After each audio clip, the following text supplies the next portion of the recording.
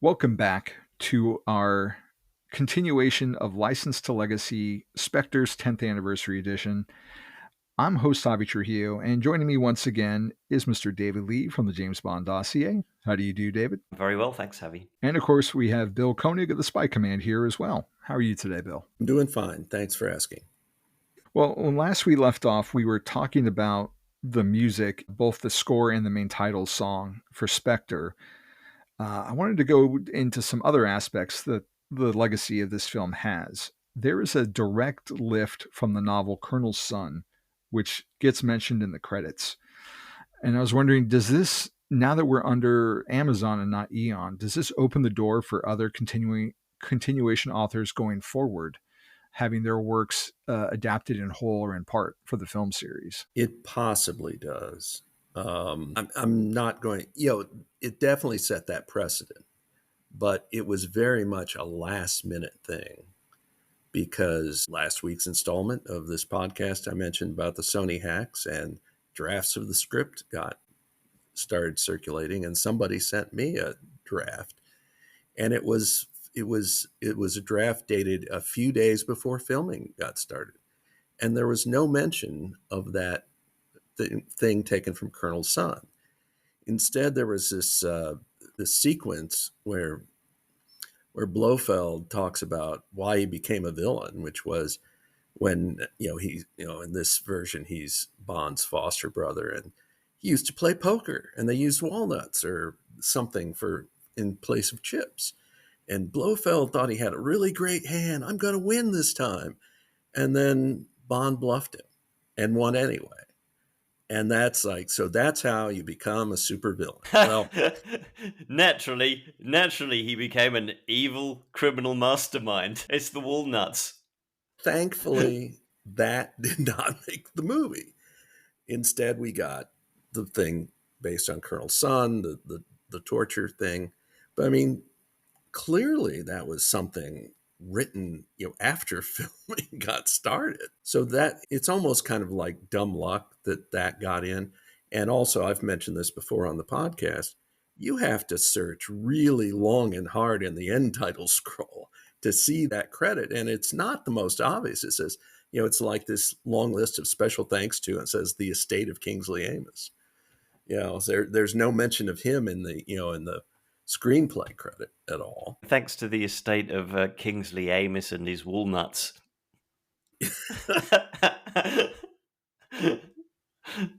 I mean, I don't want to sound like I'm gatekeeping, but if you're a Bond fan, you should be staying towards the end of the movie to see James Bond will return.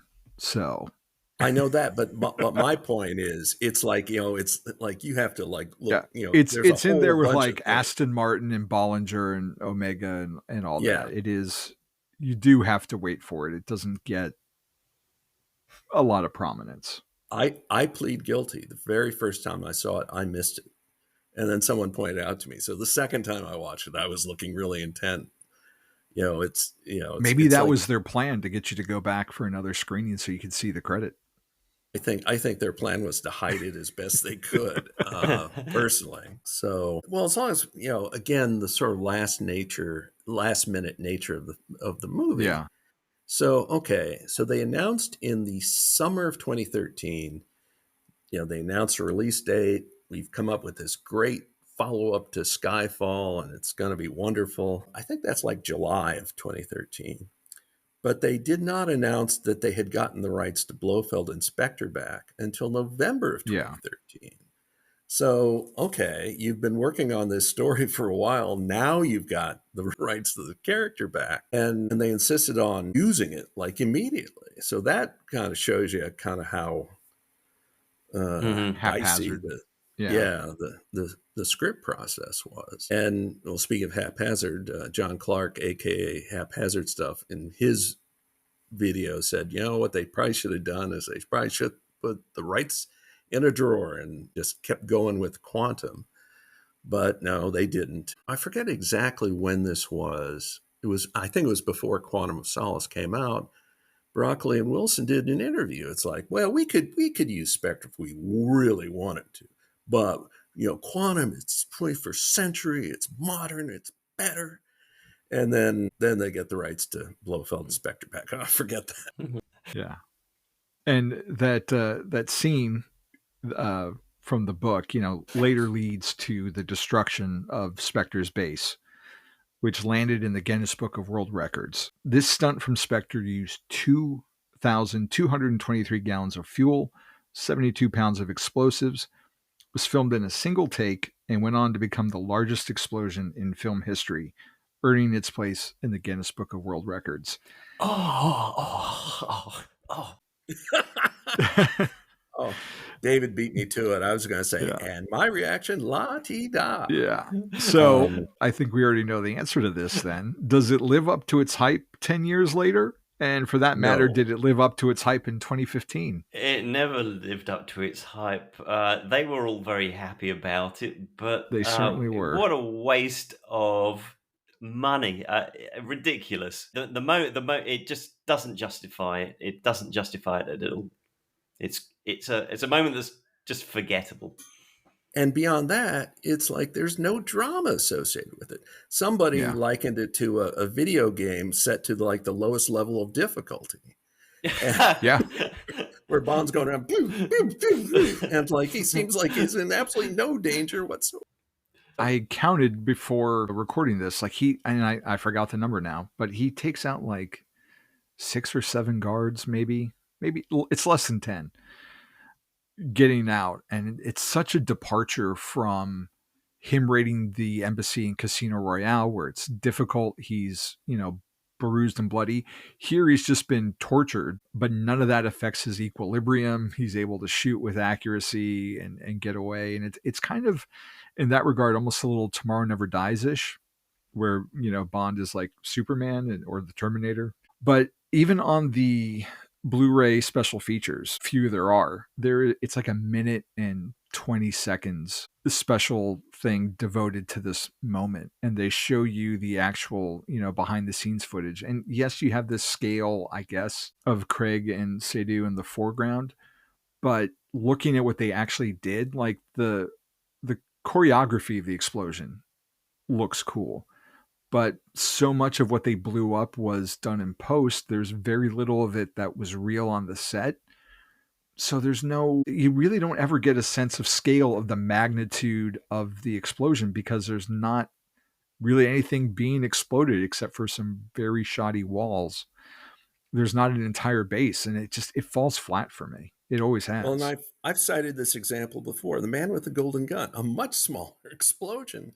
But Roger Moore and Brett Eklund look genuinely worried as they're trying to get out of Scaramanga's lair as all this stuff is going around. And then they finally get out and they go around the corner, and then you see this explosion, right behind them. And, that looks far more dangerous, far more concerning than this one does. I think what this explosion actually demonstrates is that they weren't at all struggling to meet their budget. Yeah. No. They had more than enough money, because if they really were trying to cap their costs, they could have easily got rid of this explosion and the film would not have lost anything. Well, and that sort of leads me into something else. It was okay, Skyfall had been this enormous hit, $1 billion Bond. If it made $1 billion, we're sure to get $1.5 billion this time.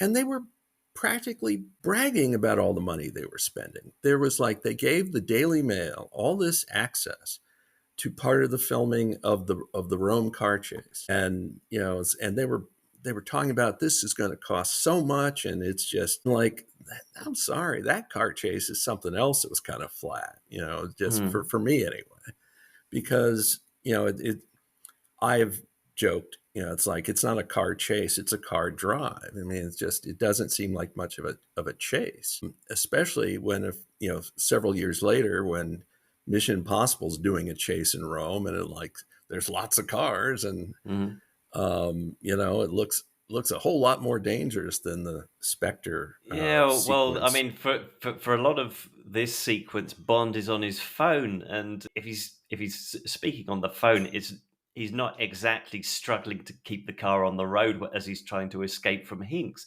I think a lot of it was in the editing, actually, because I think the stunt work was done well enough, but the they should have not had Bond talking to Moneypenny while he's driving and so on, and just focused on the actual chase, and it would have been much stronger if they'd done that. But Agreed. also the chase is in the nighttime when there's like no traffic, or except for that one Fiat, which is basically a gag.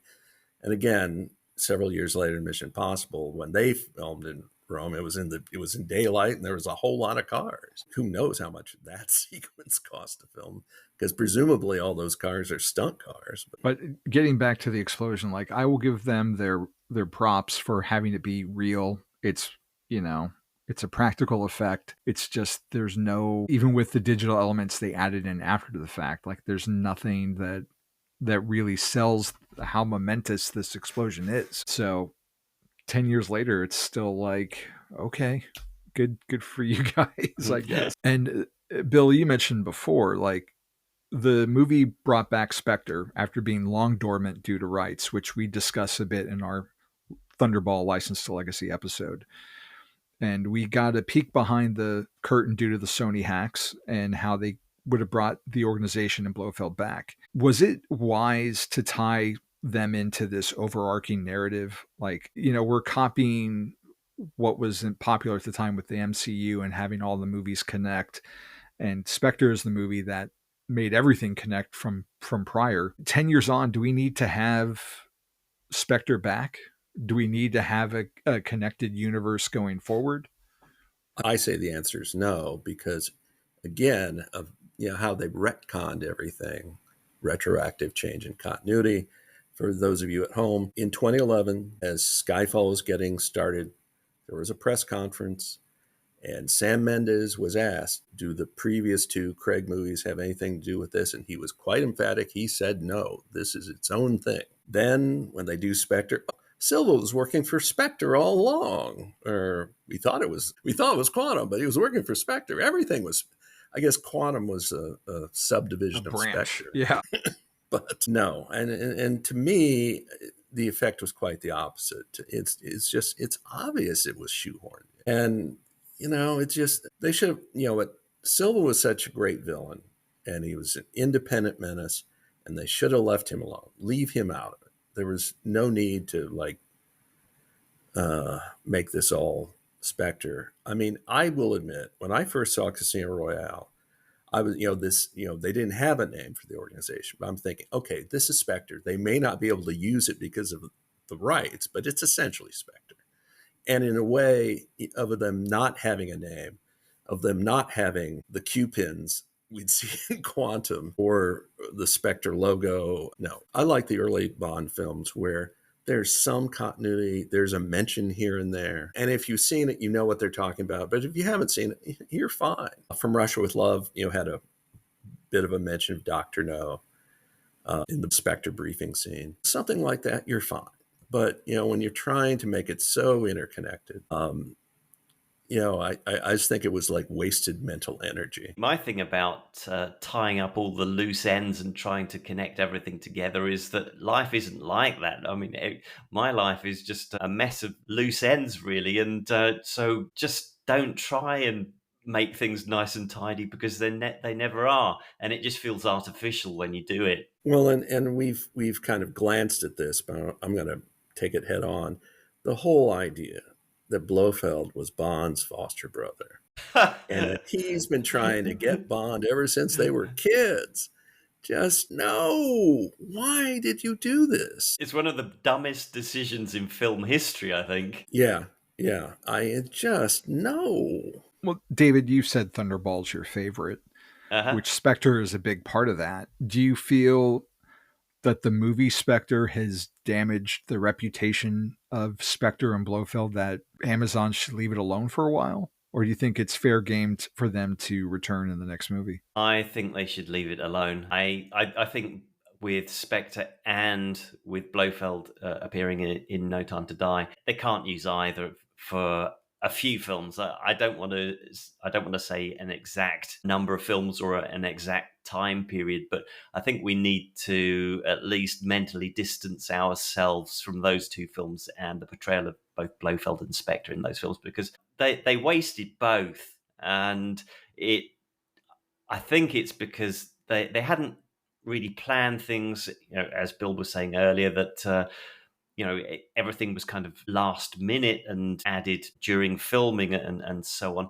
And I think it's one of the things that stands out throughout the Daniel Craig era is that they never seem to want to sit down and think what's going to happen in the next film and the film after that. And, they didn't have to be detailed, but at least have some idea of where they were going with it. And they never did. And Bill, you've brought up the Sony hacks a few times. We're 10 years after the fact. Does the fact that that information got out before the movie, does that matter today? Does that impact how you watch the film now?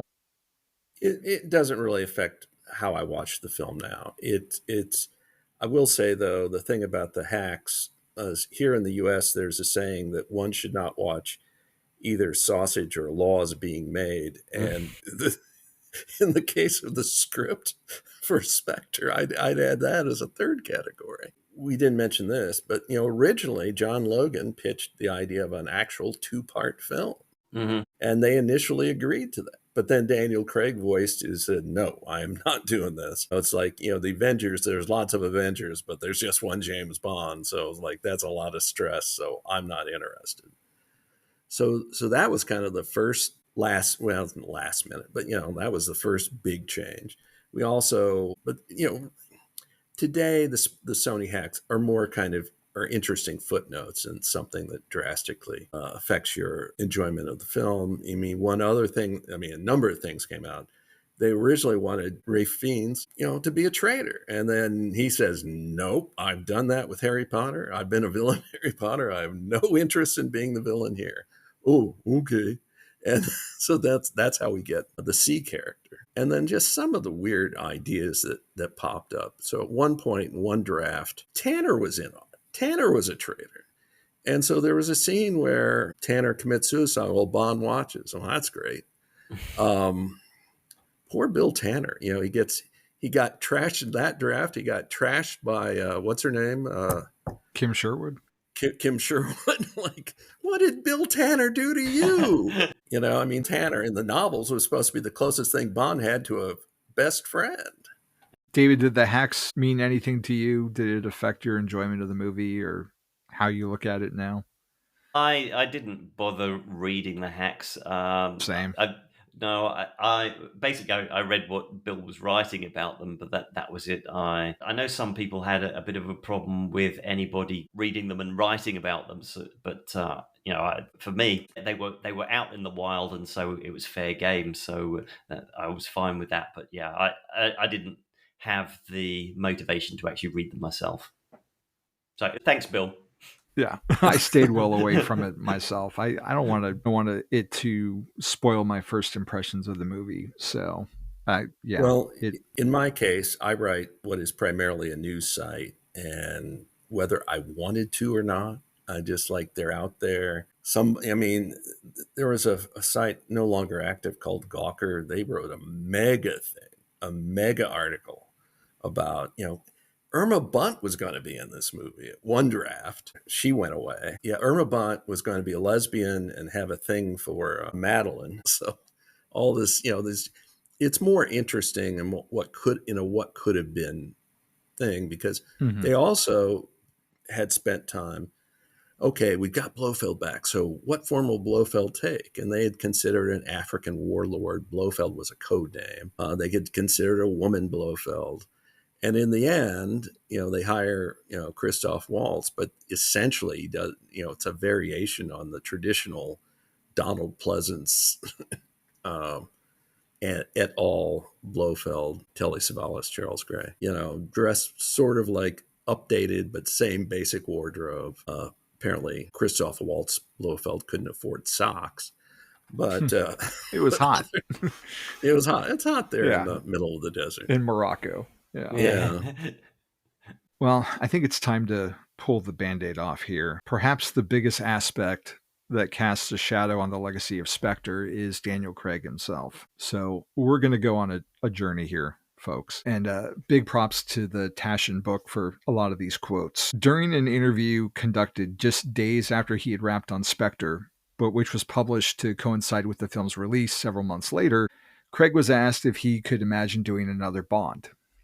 Quoted, "Now, I'd rather break this glass and slash my wrists. No, not at the moment, not at all. That's fine. I'm over it at the moment. We're done. And all I want to do is move on." End quote. So the slash my wrist comment went viral and became the only thing people wanted to talk about for the next few years when it came to Craig potentially returning as 007. With the internet and social media doing its thing, like the context of this comment was lost. Gone were the mentions of the 8-month-long shoot, Craig's knee injury, etc. And Craig then tried to reframe it with an example he got from like Sam Mendes of, quote, "If you're 200 yards from the end of a marathon and someone comes running up to you and says, 'Are you going to run another marathon?' There's 2 words you use. So that's really what that was all about." End quote. But Pandora's box had been opened. Pierce Brosnan commented on this movie in November 2015 in an interview with Hitflix, and Brosnan said, "I was looking forward to it enormously. I thought it was too long, but Daniel in the 4th go-round has ownership of it. He has a nice looseness to him. He's a mighty warrior, and I think he found a great sense of himself in this one, with the one-liners and a nice playfulness there. I think the guy was just fairly banjaxed by playing it. By the time you finish making a Bond movie, you don't want to hear the name, see the name, or have anything to do with it, because you just want to go to ground. Give him another year off here, and he'll be ready to rock and roll for sure." So, end quote. David Arnold said something similar once, but he was talking about when you do a Bond score and while you're in the middle doing, "I can't stand this." And then you get it done. Then maybe a week or two after you finish, "Well, that wasn't that bad." And then another 2 weeks, "I actually enjoyed that quite a bit." I think there's something about the creative process in general where you can have that reaction. I was also going to say, I read that interview in real time. By that, I mean, I saw it right when it was published and I did a summary of it. I included slash my wrist, but I didn't lead with it because I thought there was more interesting things. I have to go back and just see what I did lead with it. But then I saw all those stories leading with slash my wrists. And is there something wrong with me? I don't know. It didn't seem that obvious to me, but I don't know. Maybe I'm not used to writing clickbait. I just don't know. And that's a good thing. David, do you have something to add to that part?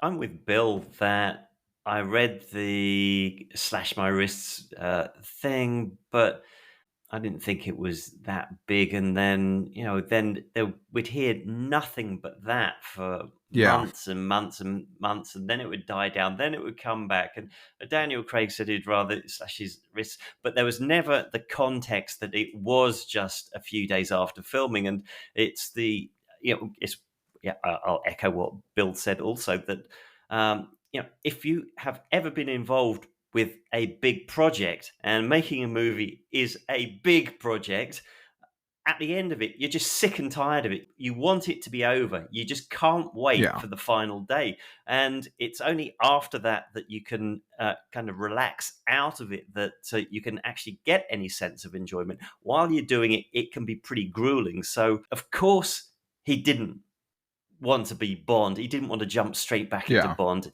He needed a holiday. Well, not only that, if that was recorded days after production had wrapped, that's production. That is not the massive world press tour that he has to do. So his work on the movie is still not done. I'm sure that press tour has to be exhausting, especially when they had premieres all over the world. Well, in addition to the premieres, remember there was it wasn't a full-fledged press conference, but when they revealed the title of the movie, they had a thing at Pinewood. It was 4 a.m. my time, so it'd been 3 a.m. for Javi. I got up and I watched it. For the reveal of the title and everything. The DB10 and all that, yeah. Yeah, and Michael Wilson wasn't there, which got people's attention. Then they had yet another one in the middle of production in Mexico City, and Wilson did show up for that. But, I guess this one was more like a press conference. And, so, I mean, both of those are before the movie's even done. And then, as you point out, Javi, then there's all the the rollout of the finished film. Because the thing about the Pinewood event was that they said this is not a press conference, and yeah, It was like day one of filming. Yes, yeah, but it was weird. It was weird. Yeah. And also, just to repeat something else I said, like an Avengers movie, Marvel Avengers movie, or a DC Justice League movie, you have multiple actors. It's not all riding on one person. And, with Craig's case, it's like you're James Bond in a James Bond movie. It's like, there's a lot riding on you. So, I mean, during those 8 months of filming, probably not getting a whole lot of chance to relax, because you have early starts and late finishes for the day, and then come back tomorrow for the same thing. So again, that's a reason I didn't think about it that much at the time. I included the quote in my post, but it was not at all at the top half of the post. It didn't strike me as that awful. But years later, in 2017, when he announces on well, we're going to get to Stephen Colbert that he's coming back, he had to, he did a kind of apology for it. Well, I should have said something else. Yeah. So cut to 2 years going by without any news of another Bond movie in the works. And I think I felt that was enough, Craig admits. It felt like we would get a new rumor every week. We had Idris Elba as Bond, Tom Hiddleston as Bond. No, Tom Hardy. Wait, Henry Cavill's a new 007. However, despite all those rumors, Eon did not want to let Craig go. He took some time, says Broccoli. And at one point I said, and I didn't realize it meant anything to him until many, many months later, this story is not finished with you. And I really meant that. It wasn't just wanting to get him back. I didn't feel he'd completed his cycle, end quote. And eventually, as Bill just mentioned, Craig agreed to return, and in August of 2017, signed on for his fifth and final Bond, announcing it to the world on the Stephen Colbert Show wearing the new Omega Seamaster Commander Edition. Enough time passed to get some distance, he says. I just said if we do it, we need to do something that really puts a button on the whole thing, so we finish the story, end quote.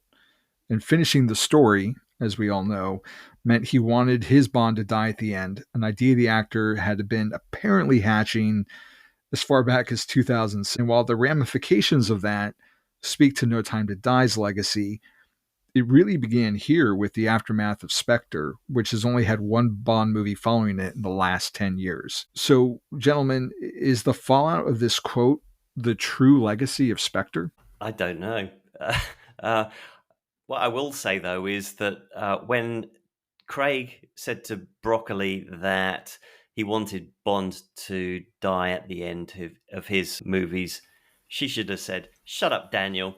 Bond never dies." Bill, how do you feel about it?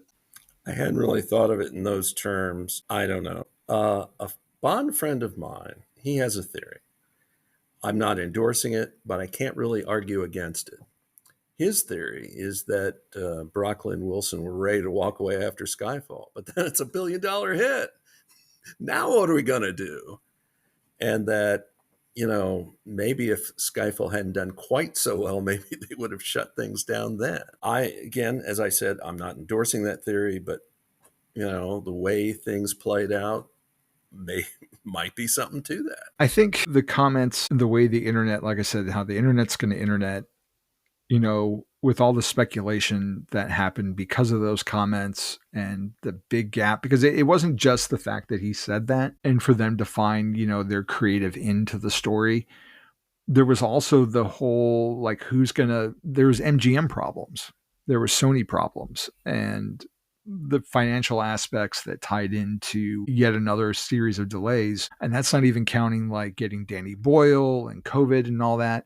So we had this massive amount of time where we just didn't know what was going to happen. And from going with relative certainty, like, okay, this ball is rolling, we're moving. And then there were people who were saying that, Spectre, the end of it was like, this was his sign off.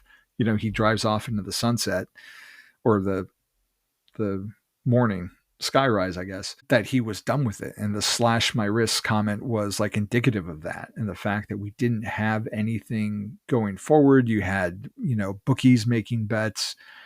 And, if you go to the MI6 message boards at that time or the AJB forums, like there was a whole bunch of just speculation. It was a very, very uncertain time of what was going to happen. I remember Sam Mendes said that he thought it was going to be Daniel Craig's last movie, and the end of the film ends in such a way that you certainly think that it looks that way. And I think that he should not have done that at all. He should have left it to be more open, and because it really he forced the next director to shoot the following film in a certain way, without Eon planning more than one film ahead. The end of Spectre still forced the following film to go in a certain way. Yeah. And I think that's unfair, actually. See, I'm not sure I agree with that, though. And I go actually back to Fleming, and at the Diamonds Are Forever novel, Bond looks like he's pretty serious about Tiffany Case, maybe marrying her. Then From Russia with Love, well, what happened to her? Well, didn't work out. Go on. I think you could have done something else, but they had it in their mind. We had to have all this tight continuity because that was popular. And I guess also, in addition to the Craig comments, like that is like the secondary legacy of this is the fact that it made it this not shared universe, but this overarching continuity where Spectre is the one that said everything before is all one big story. And that forced what came after. I agree with David, like what made what came after, like we have to tie everything up now in this big narrative. And even so, like was it the second trailer, or maybe it was an international trailer where it's like, it's all been building to this, every mission has led to this movie. So until we got to No Time to Die. Yeah. I was going to say, in addition to everything you mentioned, for much of 2016, MGM management was trying to sell itself to the Chinese, which came out, I think it came out late in 2016. First, it was the New York Post, but then it was in the Wall Street Journal. Okay, even though they have the same owner, but so I mean that kind of shows you that the studio wasn't necessarily real attentive to the future of James Bond because they're trying to, sell the company. I mean, I remember prominent Bond fan I won't identify in the summer of 2016. He claimed it wasn't in one of his publications. It was on Facebook. He said he'd heard that Daniel Craig was out and Barbara Broccoli had offered the job to Tom Hiddleston, and it's up to Tom. And then poor Hiddleston was like, within a couple weeks, he's at some public event. People are asking, and he's going, he didn't want to say hell no because, he didn't want to, but, he was very clear, like, this isn't happening. I mean, he said it very politely and very nicely, but it's just, I felt sorry for Hiddleston. He was collateral damage in all this. Yeah. And I think that's, for not being that old, this has had a tremendous impact, like both the pre-production, production, and the post-production, the follow to that, major impact on what Bond did next and where we are now. And it's funny after, the Kevin McClory of it all and the Sony of it all, they finally got their chance to do, their Bond series, have be part of the Bond legacy. And this is where it ended up, was here with Spectre. And where we go from here is still anyone's guess, because we don't really know what, obviously it's with Amazon, but we really don't know what we're going to get and how frequently these things are going to come out. And okay, let me just put this to you. There are numerous people who are saying that we are in an AI bubble right now and it's going to burst, and so it has huge implications for the economy. So we think Bond is financially secure at the moment with Amazon, but what if they're right? We are in an AI bubble. It does burst and it takes down Amazon. I mean, that would be the luck, wouldn't it? It would. I'm not predicting it, and I'm not predicting it, and I'm certainly not hoping for it, but it just crossed my mind.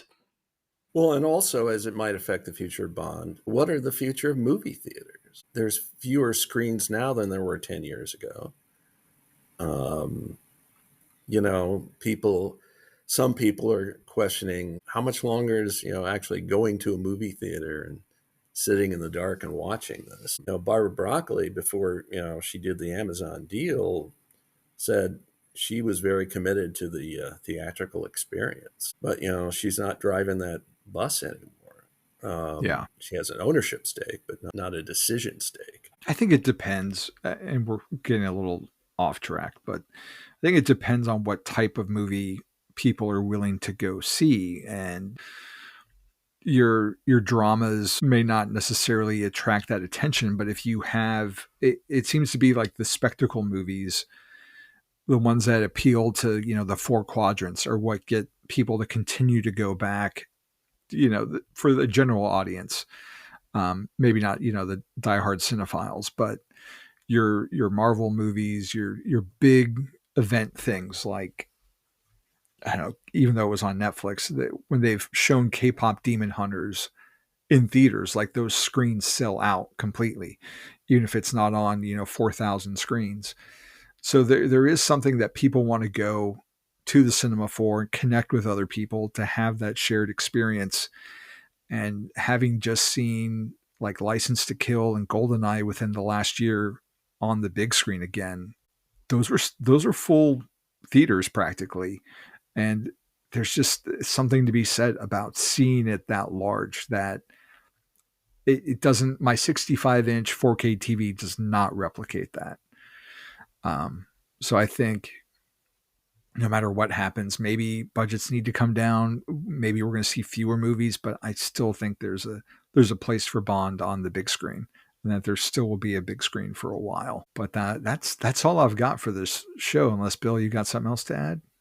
Very quick note. So it looked like after Skyfall, Purvis and Wade were done. But then John Logan had so much trouble, they got brought back. So, and again, it has to do with they were having such trouble figuring out how to end the movie, so they brought them in. Normally, Purvis and Wade would start and other writers would come in to polish it up. In this case, it was reverse order. And it also shows how you can be a hero one time and then you're kind of the goat the next, because Logan got a lot of praise for his work on Skyfall. He was the last one to have a go at it. And then, he's a hero. We're going with him. Paul Haggis as well. Yeah. And then having, Purvis and Wade come back as a result. Writing a James Bond movie is really hard, and there's lots of examples, but there's plenty of them with this one movie. So that's my last thought. I wonder if the John Logan of it, if some of his difficulties had to do with the fact that he was creating Penny Dreadful with Mendez for TV, which had a lot. If you haven't watched it, there are a lot of Bond connections in that show between Rory Kinnear, Eva Green, Timothy Dalton. If you like horror and like late 19th, early 20th century literary horror, it's a really fun show. And he was making that before and after Spectre. Mm-hmm. Right. And there are a couple of things that I would like to say before we end. A couple of things that I really like about Spectre. One, and we haven't mentioned him at all, is Dave Bautista as Hinks. I thought he was a really enjoyable henchman, and it's not quite explained that he's got these gold thumbnails when we first see him, and he never uses them after. And Bond disposes of him a bit too easily, and I kept thinking that he was going to come back, but I thought it was a really good henchman. It's the first time in a long time that we've had somebody, in my opinion at least, that was as good as him. So I enjoyed that character, and I enjoyed that performance. But there's also a moment when Bond and Madeline go to Morocco, and they're in the hotel, and it kind of everything slows down for a bit, and there's the bit with the the mouse and with Yeah. Madeline on the bed drunk, and I just love that scene. I thought it was really nicely done. I think they could have actually gone further and slowed it down a bit more, because I just appreciate these kinds of moments in the Bond films. Most of it is kind of fast paced and a bit frenetic, but then they don't sometimes, I think, take enough time to slow things down and allow you to take your breath and get your energy for the next mega sequence. So it was just that. No, I think that scene's really pivotal to connecting Bond and Madeline together and their relationship, and it's integral to where they go for the rest of the movie and in No Time to Die, I think.